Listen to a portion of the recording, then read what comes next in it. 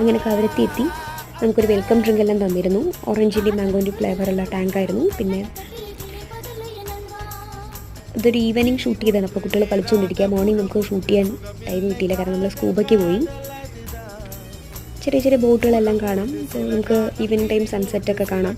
അതുപോലെ ഒരു കോട്ടുണ്ട്, നമുക്ക് വോളിബോളോ എൻ്റെ ഇഷ്ടമുള്ള കളികൾ കളിക്കാം. നല്ല ഭംഗിയുള്ള ഭയങ്കര സോഫ്റ്റായിട്ടുള്ള മണൽത്തരികൾ. നമ്മൾ ഷിപ്പിൽ നിന്ന് ഇറങ്ങുമ്പോഴേ ലൈഫ് ജാക്കറ്റ് ഇടാതെ ഇറങ്ങാൻ പറ്റില്ല. നമ്മുടെ അവരവരുടെ സൈസിനുള്ള ലൈഫ് ജാക്കറ്റ് ഉണ്ട്. പിന്നെ ഇവിടെ സ്കൂബയുടെ റേഞ്ച് 3500, അങ്ങനെ ആ ഒരു റേഞ്ചാണ്.